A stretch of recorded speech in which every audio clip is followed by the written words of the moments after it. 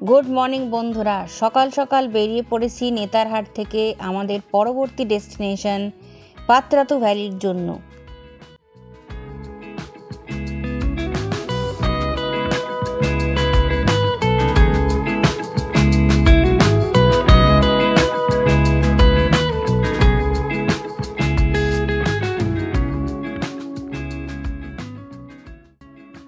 রাস্তার কন্ডিশন দেখে বুঝতেই পারছেন সকাল থেকে ভালো রকমের বৃষ্টি হয়ে গেছে, যার ফলে বেশি স্পিডে চালানোও যাচ্ছে না, আর রাস্তার বাঁক তো সাথে আছেই।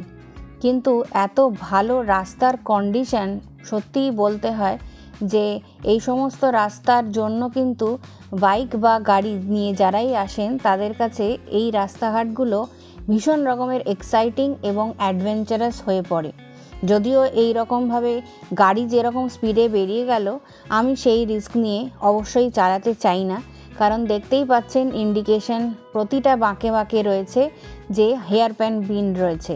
তাই সকাল সকাল যখন আমরা পাত্রাতু ভ্যালির মধ্যে দিয়ে যাওয়া শুরু করছি, তখন আমাদের এই সাবধানতাটা মাথায় রাখতেই হচ্ছে। আপনাদের মনে হতে পারে এই পাত্রাতু ভ্যালিটি কিভাবে আমরা আসব। এখানে আসবার যেমন সড়ক পথে তো ব্যবস্থা রয়েছেই, যেরকম আমরা এখানে আসছি NH2 দিয়ে, তেমনি আপনারা এখানে একমাত্র স্টেশন হচ্ছে রেলওয়ে পাত্রাতু। 3টা প্ল্যাটফর্ম রয়েছে এখানে। হাওড়া কলকাতা থেকে সরাসরি আসা যায়। নিউ দিল্লি, পাটনা এবং ভারতের অনেক রাজ্য যেমন পাঞ্জাব ও হরিয়ানার মতন শহরগুলোর সঙ্গেও রেলপথে যোগাযোগ রয়েছে। পাত্রাতু যাওয়া যায় ন্যাশনাল হাইওয়ে 2 দিয়ে, এটা কিন্তু আপনাদের মনে রাখতে হবে, যেটা কিনা রামগড়ের জেলা সদর দপ্তর রাজ্যের রাজধানী রাঁচির সঙ্গে সংযুক্ত। রামগড় যাওয়া প্রায় 30-35 কিলোমিটার হবে রাঁচি থেকে, তো রাঁচি থেকে 40 কিলোমিটার ম্যাক্সিমাম আপনারা ধরে রাখুন। এবারে আমরা আস্তে আস্তে পাত্রাতু ভ্যালিতে ওঠা শুরু করেছি। আপনারা দেখতেই পাচ্ছেন যে পুরো চারিদিকে মেঘাচ্ছন্ন হয়ে রয়েছে, আর এই যে গাড়িগুলো দেখতে পাচ্ছেন এগুলো ছোট ছোট খাবারের স্টল টাইপের দিয়েছে।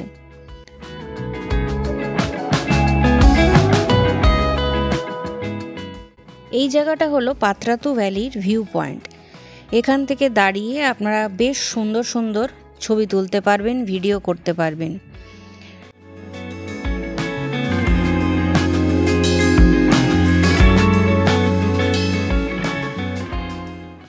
সব মিলিয়ে ঝাড়খণ্ডের পাশাপাশি দেশের সেরা পর্যটন গন্তব্যগুলোর মধ্যে কিন্তু হলো পাত্রাতু ভ্যালি এবং বাঁধ।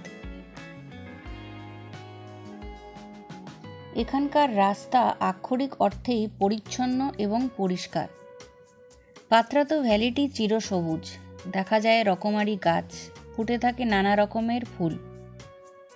পাত্রাতুর দুই পাশ পাহাড় দিয়ে ঘেরা দূষণমুক্ত প্রকৃতি, সম্পূর্ণরূপে মানুষের ভিড় বর্জিত একটি এলাকা। মেইনলি রাঁচি থেকেই এই জায়গায় সবাই আসে। উপত্যকার সর্পিল রাস্তা কিন্তু বাইকার অ্যাডভেঞ্চার প্রেমীদের মধ্যে বেশ জনপ্রিয়। বিপজ্জনক বাঁকসহ সবুজ উপত্যকা পর্যটকদের হতচকিত করে দেয়, এবং এর বৃত্তাকার ও আঁকাবাঁকা রাস্তা চালকের দক্ষতার পরীক্ষা করার জন্য যথেষ্ট। পর্যটকরা কখনো শাল, গামহার, সেগুন আচ্ছাদিত বন, আবার কখনো বা এবড়োখেবড়ো পাহাড় ও উপত্যকার প্রকৃতির মন্ত্রমুগ্ধকর সৌন্দর্যের সাক্ষী হতে পারবেন।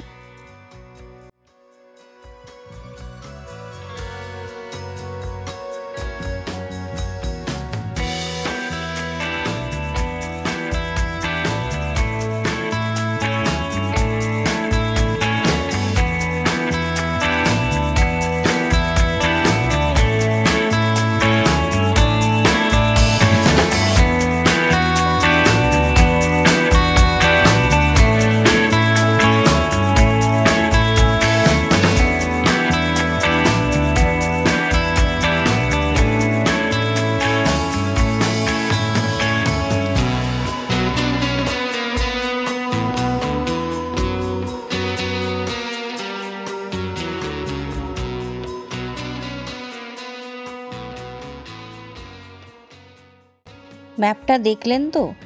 এটা হলো আমাদের অ্যাড্রিনালিন রাশটাকে একটু বাড়িয়ে দেওয়ার জন্য।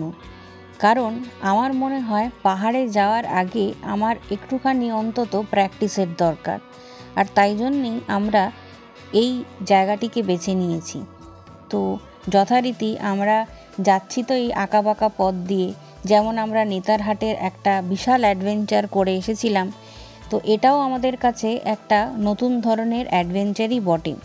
তবে সত্যি কথা, নেতারহাটের থেকে আমি বলবো এইটার রাস্তা অনেকটা চওড়া, তাই জন্য আমাদের কাছে এটা অতটা সেই ক্ষেত্রে ডিফিকাল্টি লাগেনি। প্লাস এখানে বৃষ্টি হওয়ার দরুন মোটামুটি সবাই আস্তে গাড়িই চালাচ্ছে। নেতারহাটের ক্ষেত্রে যেহেতু ওই রাস্তাতে লরি এত ন্যারো ছিল, রাস্তা দিয়ে যাচ্ছিল দুদিক থেকে, তাই জন্য সেটা আমার কাছে বেশি চ্যালেঞ্জিং ছিল। এটা অবশ্যই খুব ভালো রোড মার্কিং দেওয়া এবং স্পিড অলরেডি দেওয়া রয়েছে 20 থেকে 30 ম্যাক্স টু ম্যাক্স আপনারা টু হুইলারে যাবেন। যদিও এখানে এর থেকে বেশি যাচ্ছে, তবে আমি এই পরিধির মধ্যেই যাওয়ার চেষ্টা করছি।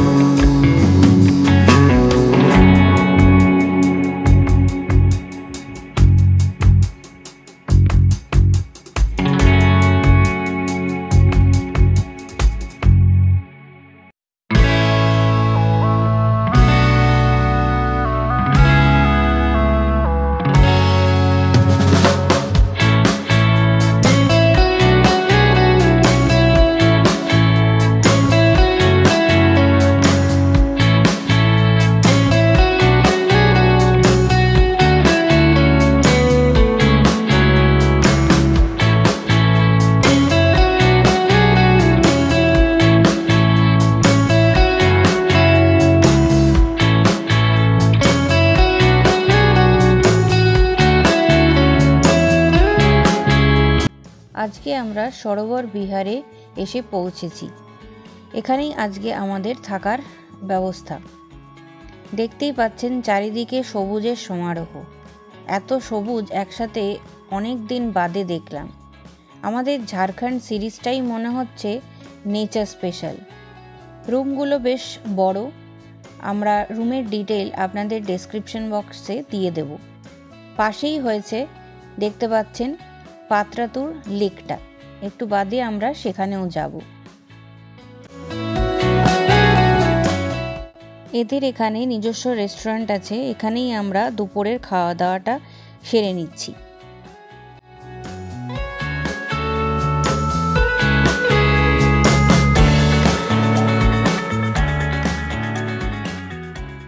সন্ধেবেলা কিন্তু এখানে খুব সুন্দর করে সাজায় আলো দিয়ে, দেখতেই পাচ্ছেন। আমরাও তাই এই উঁচু উঁচু যে জায়গাগুলো রয়েছে আলাদা করে আড্ডা মারার জায়গা বলতে পারেন, এখানেই আমরা চা আর পকোড়া নিয়ে বসে বসে আড্ডা দিচ্ছিলাম। আর এই এন্ট্রি পয়েন্টে আপনারা দেখতে পাচ্ছেন এত সুন্দর স্থাপত্যকলা রয়েছে। এই করতে করতেই আমাদের আবার ডিনার টাইমও হয়ে গেছিল। সকাল সকাল চলে এসেছি আমরা পাত্রাতু লেকে। একটু পরেই আমরা এখান থেকে বেরিয়ে যাব, কিন্তু তার আগে একটু ঘুরে দেখি পাত্রাতু লেকটাকে।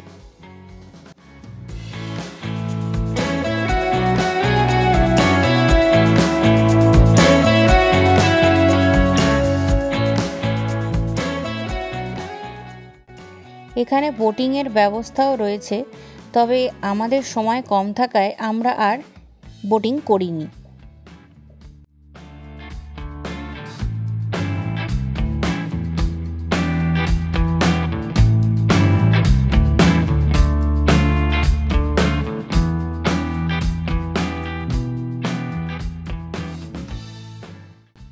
পাত্রাতু লেকটা কিন্তু অনেকটা বড় এরিয়া জুড়ে।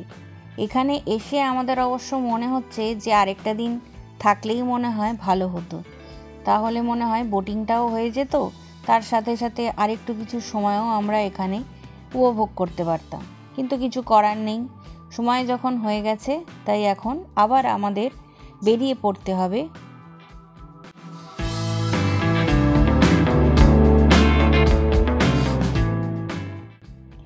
আমরা মোটামুটি আমাদের লাগেজ গুছিয়ে নিয়ে রেডি হয়ে বেরোচ্ছি। আগে এখান থেকে যাব প্রথমে পাত্রাতুর ড্যামটা দেখতে, তারপর আবার এসে ব্রেকফাস্ট করে একেবারে বেরোবো।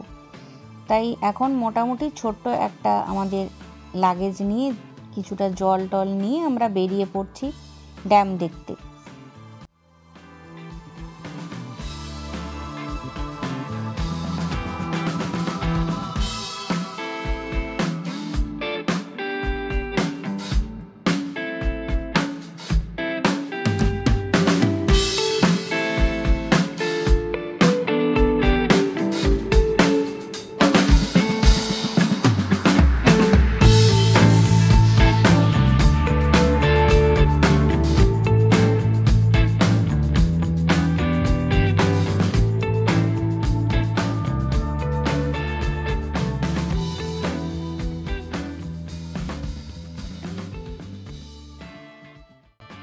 চলে এসেছি পাত্রাতু ড্যাম। হাস্যকর ব্যাপার হলো, আমরা ভেবেছিলাম অনেকটা দূর, অনেকটা পথ যেতে হবে, কিন্তু যথারীতি গুগল বাবাজি আমাদেরকে অসাধারণ একটা ইউটার্ন মেরে দেখালো যে যেদিকে আসছি তার অপোজিটে হচ্ছে যেতে হবে ড্যাম দেখতে, এবং সেটা হচ্ছে একটা জঙ্গল টাইপের রাস্তা। যথারীতি এসে আমরা জিজ্ঞাসা করলাম, লোকগুলো বলল এই তো আপনারা দাঁড়িয়ে আছেন অপোজিটেই ড্যাম। তো সেই সমস্ত দেখে টেখে 2 মিনিটও লাগলো না, ওইখান থেকেই দেখে আমরা আবার ব্যাক করে এসেছি এখানেই।